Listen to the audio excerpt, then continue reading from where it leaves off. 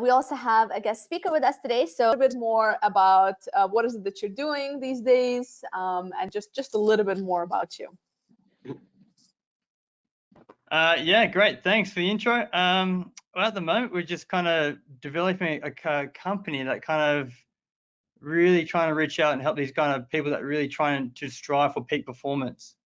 So I think that a lot of the industry these days, people are focused on fitness and probably having that resilience and commitment and having the skills to kind of build up to being that, the perfect person they want to be and reaching their potential, but lack the skills and like the basic stuff to kind of get them there, which are really teachable when you put it down to the foundations. So that's where we are at. And yeah, it's kind of discovering, trying to get the name out of mental performance being teachable instead of having it in the clouds where it probably is at the moment and probably has been for a while. It's probably been only known around the athletics and, elite athletic world. Really, it's not really known around the business world or really known for businessmen and corporations to really apply it. But what you can learn for athletes is really, really beneficial for pretty much anyone who wants to reach their potential, and that's business as well as athletes as well. Absolutely. And even with everything that's happening right now as well, I mean, it's purely that mental strength and resilience that's going to get us through these times in many cases. So let me just jump into the first question here, Peter. So is there facts and science behind mental strength? Can you talk to us, or Yvonne, whoever wants to jump in on this? Okay, I will just start a little bit with as usual, with some numbers, right? Because I love numbers. And Peter is super right in the fact that achievers and high performance athletes or performers at work have many things in common. So one of the things that we have discovered is that they have to overcome nature, because nature is very difficult and our brain does not allow us to survive in a positive manner always. So according to one research, the average person, in fact, has more than 60,000 thoughts per day. And out of these thoughts, 95% are thoughts that are negative. So high achievers have to overcome the nature, because it's very difficult to survive with all these bad thoughts that come naturally to our brain.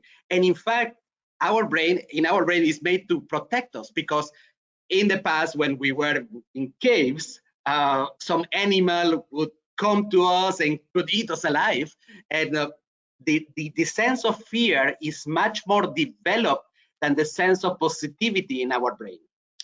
Now, the other thing that is quite common is that the high achievers are constantly in an internal conversation. So what they are trying to do is to find intrinsic motivation. What does it mean, intrinsic motivation? It's the innate desire to do something that comes when we work towards something that really satisfies us, fulfill us above anything else. So it doesn't depend on my boss told me, it doesn't depend on our teachers if you are in the school, or even about money. Intrinsic motivation is about how do I move forwards because I want to achieve this special thing, this special goal. Another thing that is quite interesting is that they have put in place a consistent process in place.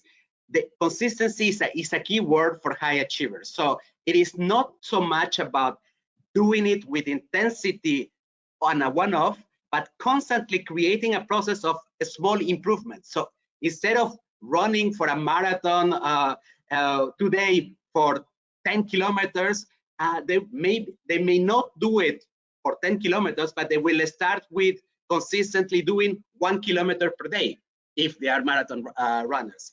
So what is interesting is that Angela Duckworth wrote a book that is called Grit, and I think Elena, you know the same because we are almost reading the same literature these last days.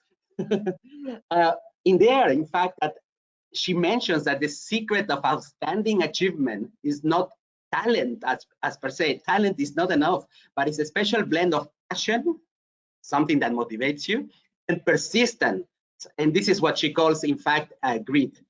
One of the things that high achievers in sports or at work consider and is part of their mindset is failure is an option, is part of the process. But what we do is that they transform failure into a learning.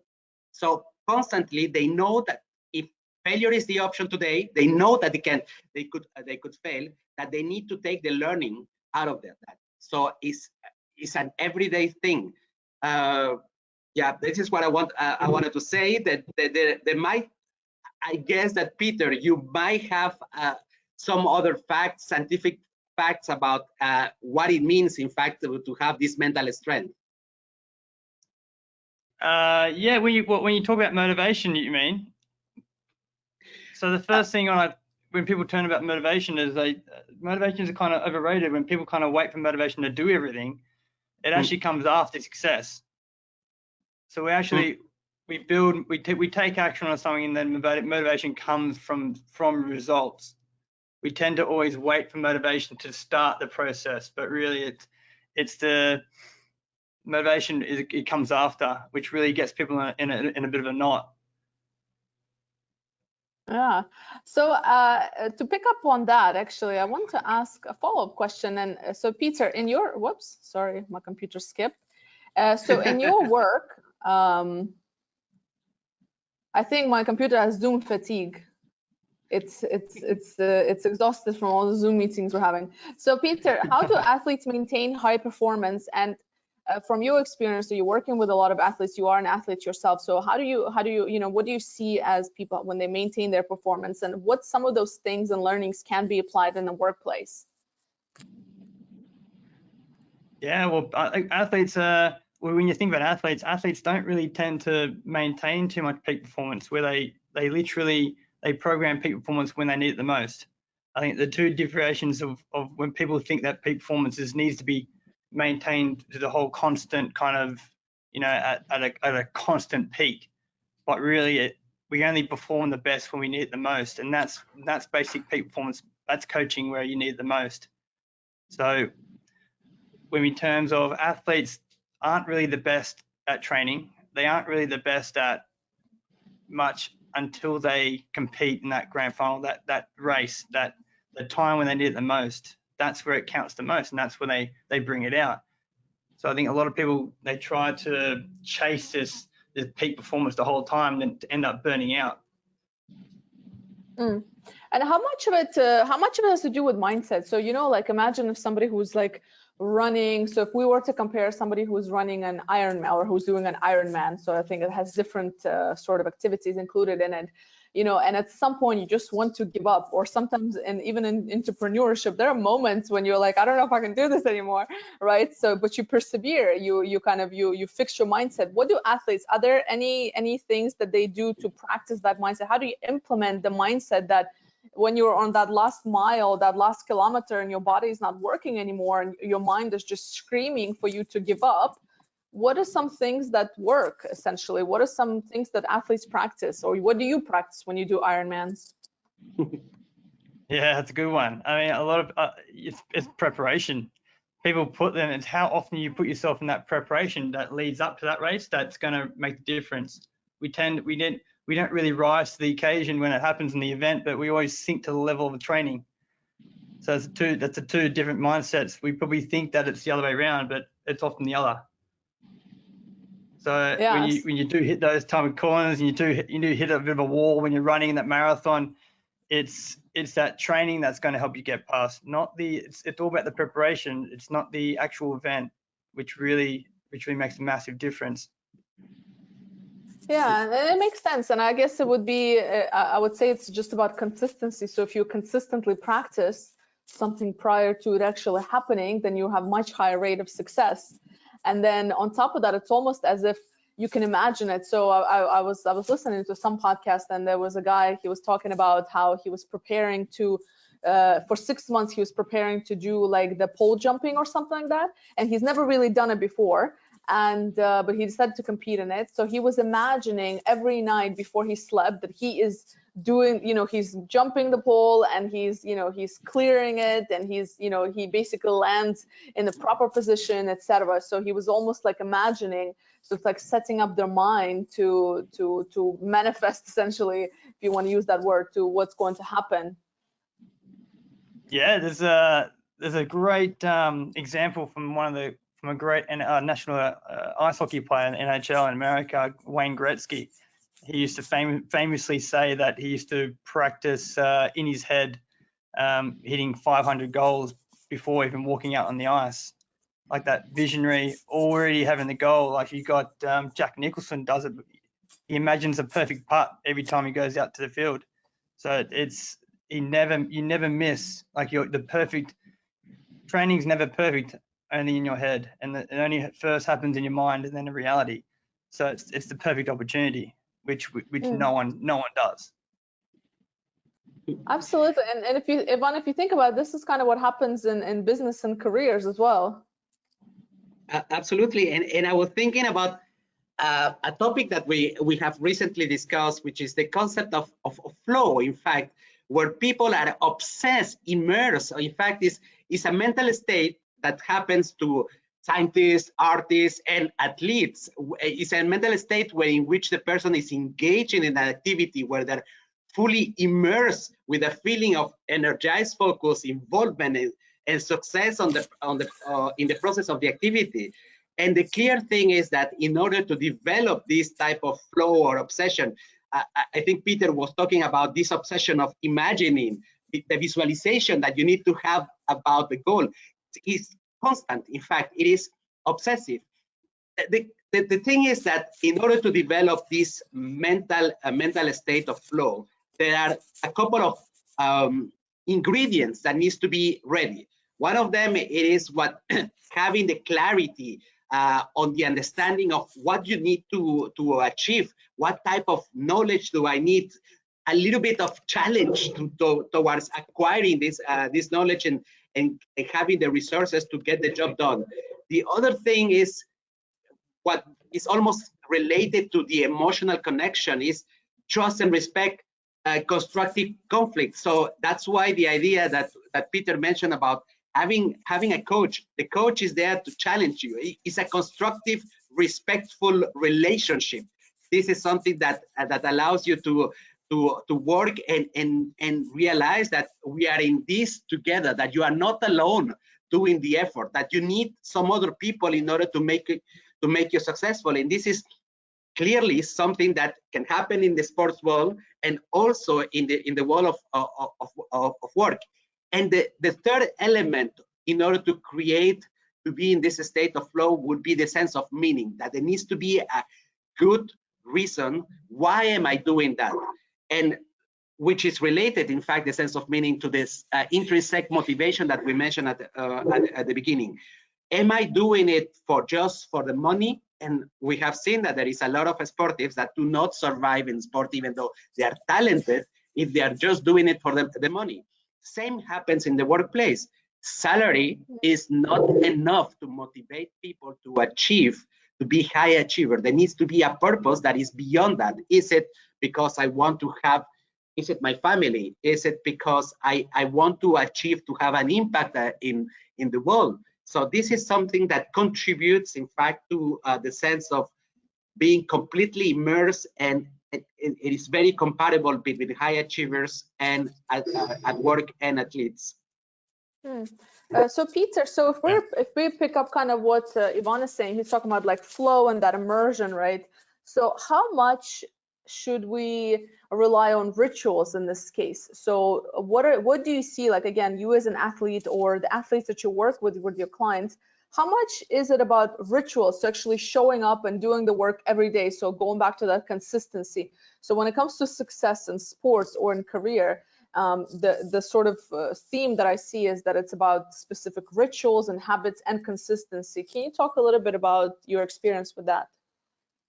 Yeah, I would look at rituals in the more so as you'd see rituals like in the sporting industry. I wear pink underwear because it gives you magic powers, rather than a routine is what can you do on a daily basis that can get you to your end result.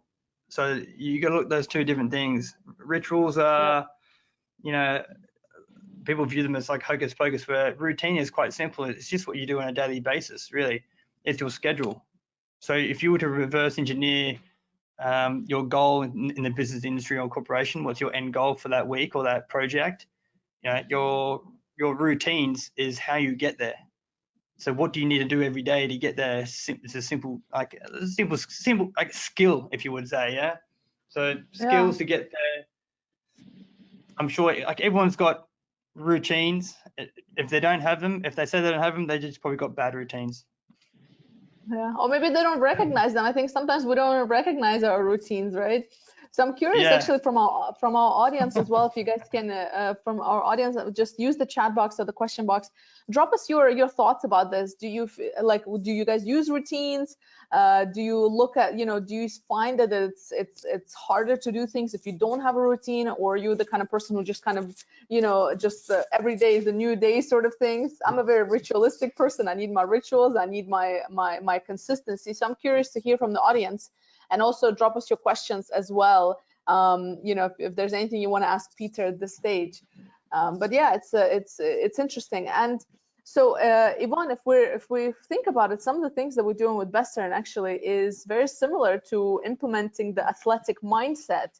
And this is what we talk about in when we work with our corporate clients as well. Is that essentially I just can't help but see how many synergies there are between that state of flow, whether it's at work or whether it's in, you know, athletic competitions or just the day-to-day things. It's quite interesting. Yeah, just on that, Elena, can I with the routines and stuff like that, with that, it's all about intentional.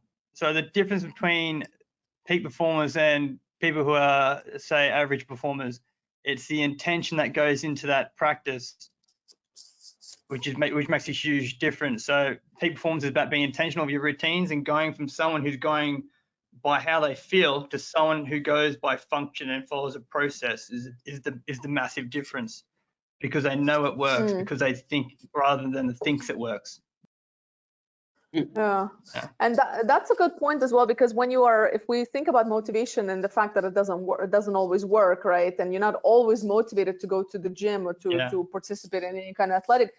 But if you do it consistently, like personally speaking, and I'm curious how everybody else feels, but there are days when you don't want to go to the gym, but when I go to the gym, I know for a fact that I'm going to feel better, etc. So it's almost like, because it's a routine, because it's something that I'm used to doing, I know even if I don't want to go, I force myself almost to go, because I know that my brain sort of associates that by the time I finish with the gym, I'm going to feel much better than how I feel, and I'm going to be happy that I went. Yeah, coming back to 100%. your point, coming back to your point, Elena, about the similarities of what we do at Western and the high performance in sports, is we are helping people create a process. This process, it is about making it consistently, and on top making it easier for the people. So that, what does it mean is that starting with a small piece of effort that doesn't look like an effort, because there is a lot of resistance in our brain. In fact, and our brain is built basically from a lot of routines that are stored in our subconscious. And what we do, in fact, with employees at work, is to create these automatic reflexes that they do for every day in a consistent manner, for instance, 5 minutes per day, in order to improve, I don't know, their emotional intelligence, or in order to improve their productivity, or in order to improve their planning. So instead of saying to them, as of now, you need to have an Excel file where there is going to be 10,000 cells where you are going to plan every single thing that you do at work, we start with very simple things in order to that you don't depend on your motivation, but you depend on your routine. You have convinced or tricked the brain that it is an automatism, and that you don't need to depend on your on the fear that is created by any new thing that you do in life. So we break it up in a small parts so that it is effortless. There is no friction. And even we help people to get rid of bad habits by making it the opposite, by making it a little bit harder to access these things that are making you unfocused in your productivity at work, or now that we are at home, we have access to the television, social media, whatsoever. How do you make it a little bit so that it doesn't intervene in your day-to-day focus and make you a higher performer, even if you are at home? Peter, I have a question. I'm curious. So I imagine that when you work with some clients, probably not the easiest thing, especially when people are, they don't want to do something where maybe they're afraid they're not going to succeed or they're going to fail, etc. What are some things, and I'm sure we've all been there. There's been times when we are just feeling down. We don't feel like we can perform, whether it's at work, whether it's at the gym. We're feeling a bit low. What are some tips that you would give somebody, like somebody who's listening maybe and struggling to get themselves out of bed sometimes, or struggling to sort of take their bodies to that next level at the gym, or their mindset? What do you recommend? What do you recommend with the people you work with? How to overcome this inertia? Yeah, I like it. Commonly, I hear it all the time, actually. Where you would start is you'd start at the end. So where do you want to go for, and then what's going to take to get there? So you got to reverse engineer that and stick to that process. You look at the elite athletes, there's Michael Phelps wrote a book, No Limits, where he, before that 4 years leading up to that Olympics, he had a pact with his coach, and they said, well, what's the plan? They said they're going to train every day in the pool for the next 4 years. And he missed 2 days out of 4 years. What was the result? The result was 20-something gold, 27 medals or something, like a record. But the pact was, he famously says in that book that, he may not be the greatest at training, he may not feel the best on every day, but they stuck to that process.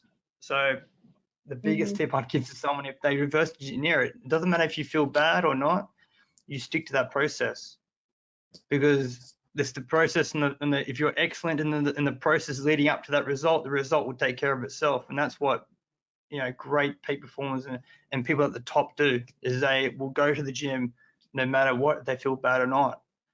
It's whether or not they have I think, Ivan, we had a chat about this, about emotional intelligence.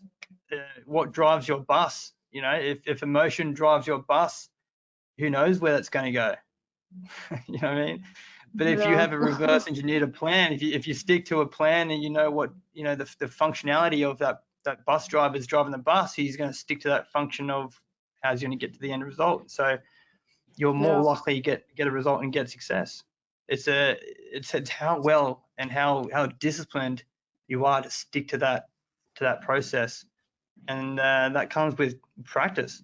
Practice, I think people forget, also needs to be trained. It's practice itself is a trainable skill, which people don't really look at. There's either two people, there's either trained and untrained, and it's a skill that these peak performers in business.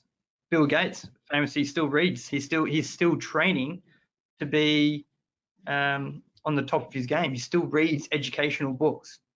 He doesn't just read fiction and fact. He reads everything. I mean, so you look at those types in the fields of business. I'm sure you probably heard of other people reading other stuff, but it's Roger Federer, guys still hit the tennis ball against the wall. You know what I mean? The basic skills that the peak performers still do. I love it.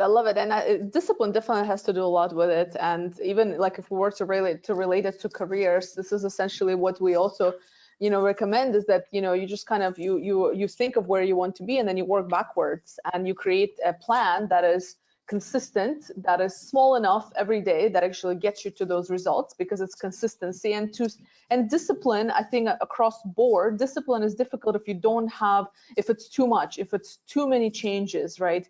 Or if you want to relate it to anything as simple as just eating well, right? So in order for you not to get off the rail, if you want to eat simpler, you want to eat healthy, you meal prep, right? So there's no room for that bus to go to the side, because if you do your meal prep accordingly, then you know, you don't have to think about what should you eat and then go back for the bad choice. You already have it in front of you. It makes it easier to make a smarter choice. And I think it's true with so many things in careers and business and life. It's how do you design a process that works for you, that you can stick to, that can then keep you consistent and by default disciplined. So I love that. I love that part. Yeah. Good. Elena, there is a question.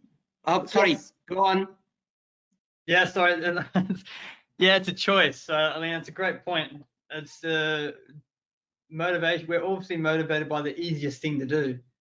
So if you wanted to essentially do anything, fitness, business, learning a skill, learning a subject, you've got to figure out how to make that easier. So you've got to reduce the friction to get there. We're always motivated by the easiest thing to do, no matter what it is, period. So you got to make things, you got to make the hard things easy and the easy things hard. So you got to switch it around. Absolutely. That's where strategies come in. Yeah, absolutely. So it's a good point. Ivan, sorry, what were you saying? Yeah. Sorry, Peter. I just got excited by a question from Mark, who is mentioning that it's tough to get a promotion at work when you don't feel confident. In fact, I want to start the answer for this specific question because it has happened to many of us at one moment in our life. Being mentally strong is not about eliminating your weakness. So if you want to get that promotions and you don't feel that you have all of the elements that will make you consider for a promotion by your bosses, it's not about eliminating your weaknesses, but more about learning how to deal with these weaknesses and how to overcome it. In fact, how to learn how to deal with the fears, and what are the things that you need to start doing as of now to close the gaps. And these things are, at the beginning, it looks like amazingly difficult. But if you break down into small little actions, if it is, for instance, learning a new skill that might be required to in the workplace, and how do you say, as of today, I'm going to spend 5 minutes of my time closing the gap. 5 minutes. Everybody has 5 minutes. I know that if you think about closing the gap and saying, oh, I need an MBA or I need to follow, read 10 books, it is time, and we don't have the time because we have family, friends, we have hobbies, and it's very difficult. But 5 minutes of your time every day to start closing the gap and doing it every single day, it is something that is easier, achievable to make, and it doesn't. I mean, you can still always 5 minutes of your time to your family, right? Yeah, you'd hope so. Otherwise, you're doing something very wrong. So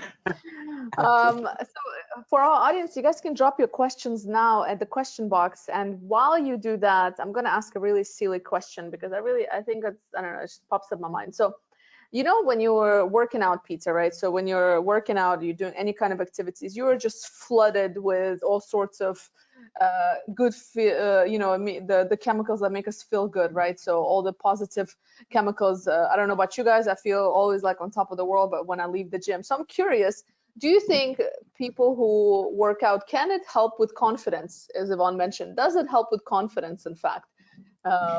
Across board, I mean, if you know, you're the confident or you're not, right? So what do you see? Do you see, like, with your clients, when people are starting to work out, do you feel they become a little bit more confident as they work out? Do you see that? Yeah, well, working out releases dopamine and a lot of other hormones that are pretty well associated with, like, the happiness hormones almost. But yeah, definitely, it gives yourself of joy. It's a win. So when it comes down to it, winning, and if you compound little wins together, it creates confidence. Yeah. So the science behind that, if you were to, there's a great book called The Compound Effect by Darren Hardy. If people want to read it, it's a great read. But it goes into the science behind it and the philosophy. If you compound little wins, it leads up to big confidence, and basically with anything. So if you were to compound he gives an example of you double a penny a day.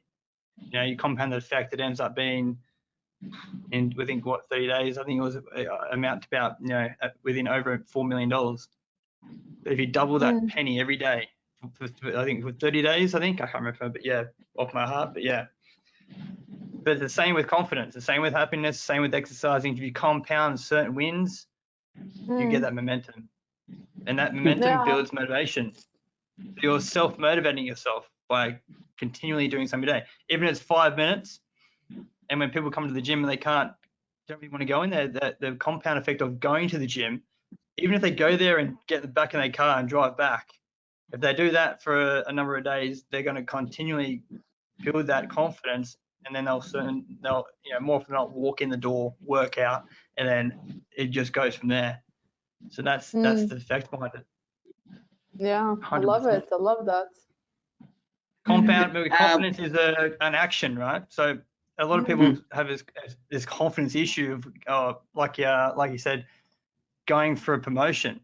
The confidence isn't if you wait for confidence to go for that promotion, you could be waiting forever.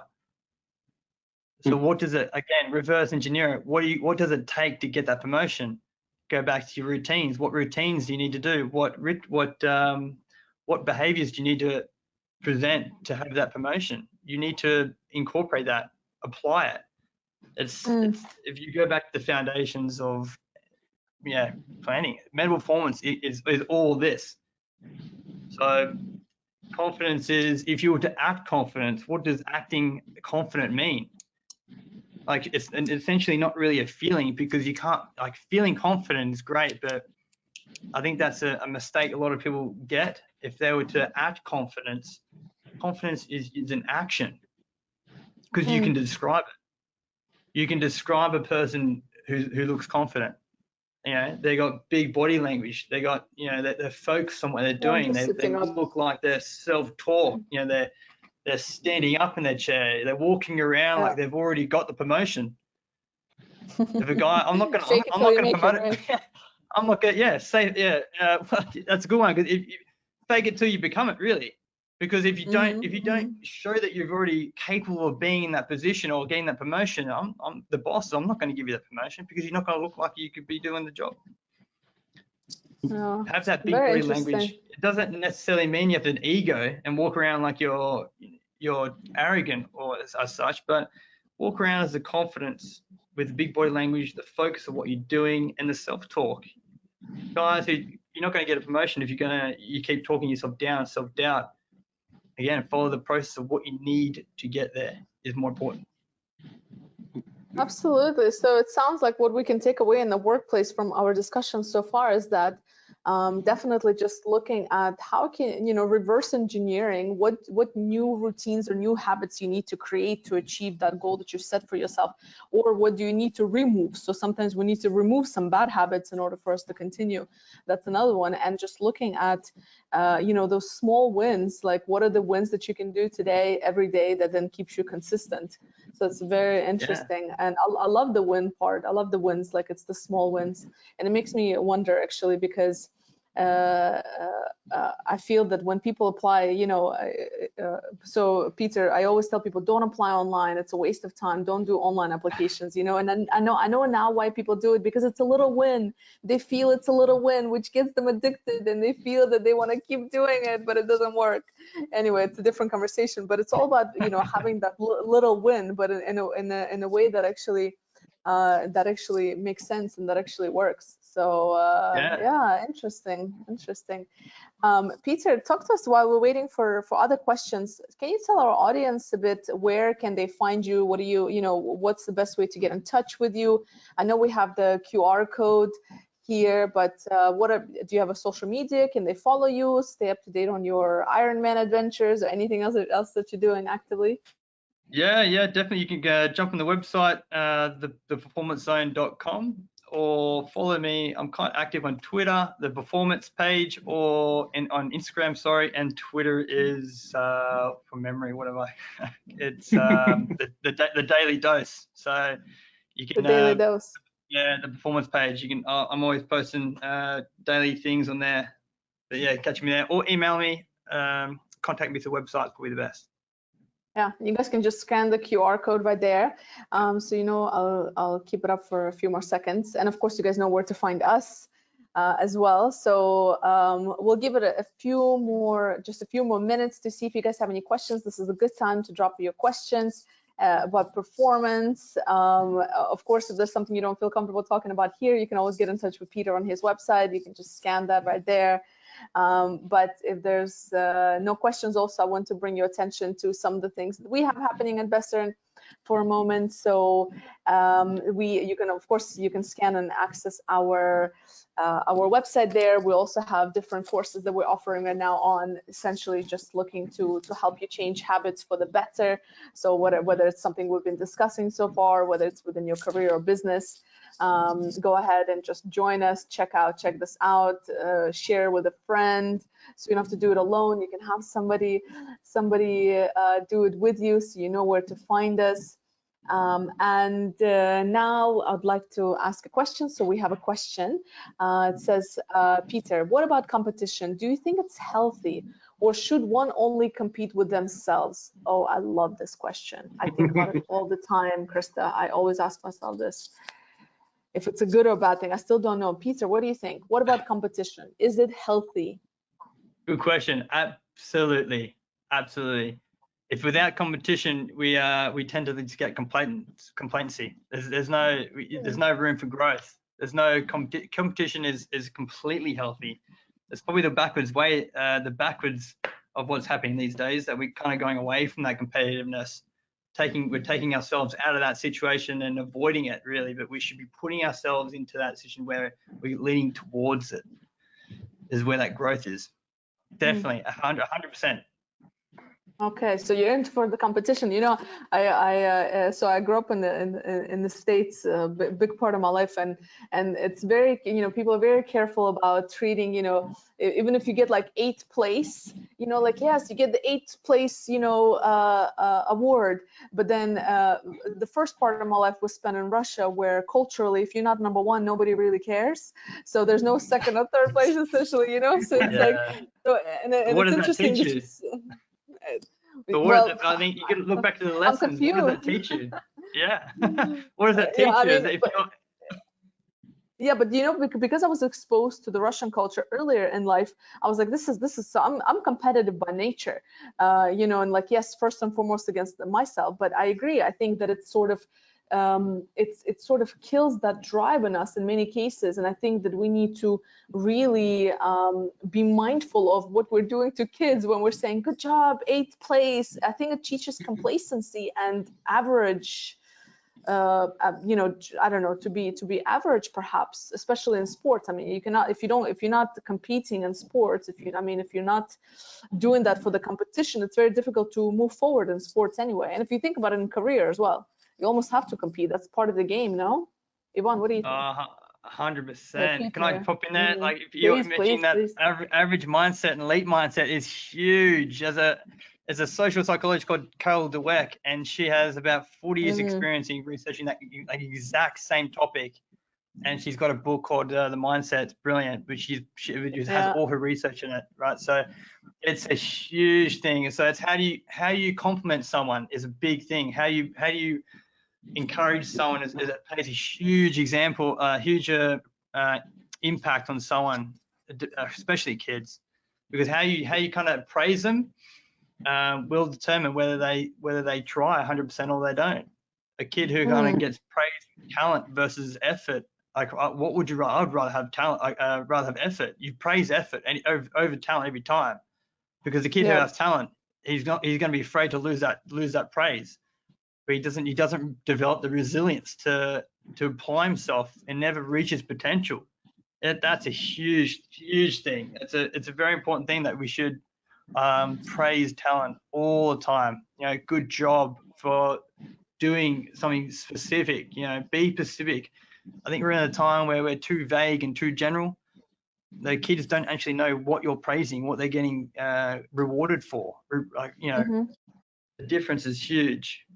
People really need to praise specific things, definitely. So, you know, kids especially know what they're doing best and they can try harder. Effort is definitely, if you had someone in the company who was less talented but did double the amount of work as someone else who was talented, who would you rather hire? I would rather hire the guy. You should hire for effort and then train for talent. You can train people who have effort and train them up because everything is a skill. But if someone who's too talented and has no effort are extremely hard to coach compared to people who are on the other side. Elite mindset is an average mindset, totally different. You've got to have that rookie mentality, and that's that growth mindset. People who are always willing to learn but have extreme effort. These are the people who generally make the elite athletes. And if you were to look back, even who were the people that were generally in the business arena? I'm not big on the business area about who's probably been less talented but made it. But they read hundreds of books. They do all the hours. If you look back through history, you've got people who aren't necessarily talented but have trained and practiced 10 times more than other people who have become the iconics. Mozart wasn't talented really. Einstein was probably they thought to be a bit special until very late in his career and very late in his age when he grew up as a small kid, then started reading and writing very late, who became extreme. Well, we all know who Einstein is, but even Mozart trained till he disabled his fingers. That type of that's effort. Rather, they weren't necessarily the most talented people in through history, but they had extreme effort. They were extreme elite mindsets. So that would be the difference. So yeah, 100%. Good question. Good topic. I love it. And we have another, If you don't mind, I just would like to add something to what you and Peter have said. I agree with the fact that competition is something that is healthy in order to develop the sense of challenge. Nevertheless, if you want to consider the intrinsic motivation that you need to develop, the reason why you are competing is not just to beat the other or to have the medal because otherwise the sense of purpose that you have, the meaning that your action has, will not be will be completely develop an extrinsic motivation, not something that comes because you want it. It is just because you want to give some pleasure to your parents or to please the society or just to win an instant reward. And this is not sustainable, because if a person, even I guess a sportive person who has been competing for a long time, if he stops, then he loses, in fact, the sense of what am I if I'm not sportive? And this is not positive for anyone. In many societies where there is a lot of competition, kids do not develop in the correct way. They have overstress, and it doesn't produce a happy, fulfilled society. So purpose is something to be considered in this case. That's good. Absolutely. That's absolutely correct. Yeah, it's the two identities. You have to be first a person rather than a businessman. And and an athlete, you're not actually an athlete. You're a person first, and an athlete second.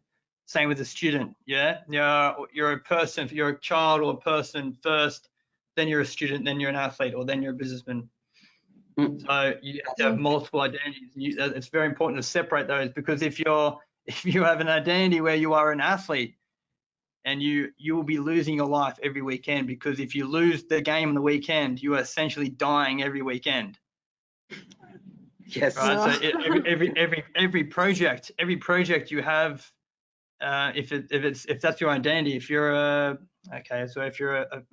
bank, or you're a trader, and you lose, you're making bad trades a weekend after weekend, you're essentially losing a part of yourself every weekend. And that can be huge, mentally damaging over time. And that compound effect, like we said, you do those every weekend for a number of years. With the career of a businessman, 40-year career, if you lose continually every weekend for 40 years, that's the obvious repercussions of that. So you have to separate yourself. First, you are a the identity. You are a person. You wake up. You're a father. You're a child. And then you go to school. You are therefore and then a student. You finish school. Then you therefore go to practice. You are now an athlete. You finish being an athlete. You step in the car. You go home. You are now a son. So you have to separate them. It's hugely important for mental health, because otherwise, again, yeah, you'll be suffering weekend after weekend after weekend, and then you tend to take it more personal, and then it's away from that process. So these all add up. Yeah, nice one, good one, Ivan. Thanks. And we have last question as well. So, and then we'll wrap up on that. So somebody asked, how do you keep goals realistic? This is a good one. It's good to dream, but how do you balance dreaming and keeping things realistic? It's a good one. Oh, how do you keep things realistic? Well, Yeah. How do you dream is big it attainable? yeah. Is that dream attainable? I mean, it's also great to have dreams. There's a really good quote. If you have big dreams, you're better off aiming high and aim for the moon. If you miss, you'll still be a star. So you've got to still have dreams. And if you miss, it's fine. But goals aren't the end goal. Like, goals are just a way to get to an end point, to be a mission. And like you were just saying, your purpose. Everyone should have a mission, and the purpose of mental performance is reverse engineering those vision of how to get there. Vision is just your steps, and that could be your goals. But that's not the end point. The end point, you gotta stick to your process. The goals are great, but your strategies are more important, because goals, they can change all the time. But process of who you are, your values, should be aligned with your goals. You're not gonna find motivation having a goal which doesn't suit you as a person. You would just lose out. So when you talk about how did she refer to them? I forgot. How did she refer to the goals? Like, how do you essentially dream but then keep them realistic? How do you balance? Realistic. Well, if it's attainable, again, reverse engineer it. Are you actually able to get there? And if you reverse engineer it, you will find out if you can. Do you really want it? And then if you wanted to, you should stack reasons up whether or not you're going to get there. Why do you want to get there? Is it important? And then you go, why is that important? And then why is that important? And then why is that important? And then sooner or later, you should have a stack of reasons why you're going to get there. And if your desire always wins, and if you have the big enough desire, there's no reason why that goal should not be accomplished.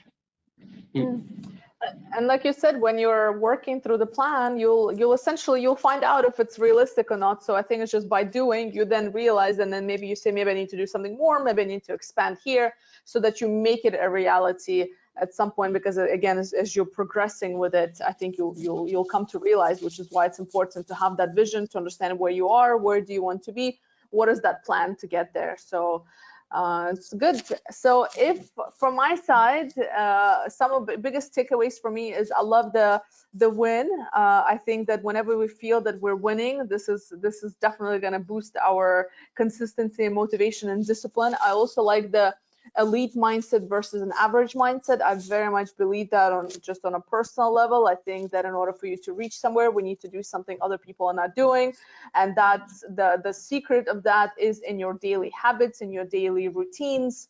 So thank you for that, Peter, so much. Really interesting how many similarities there are between the world of sport and athletes and business and careers, because our mindset is our mindset. It's not like we turn it on and off when we go to work or when we come home from work. We either have a certain mindset to persevere and to drive our careers and lives forward, or we don't. So brilliant information. I'm really happy you're with us. Thank you for your time. Thank you to our audience as well. Yvonne, anything from you? Thank you very much. Okay, and you know where to find him. And until next time, guys. Thank you. Cool. Thank you, guys. See you later. Thank you, Peter. Thanks, Peter. Bye.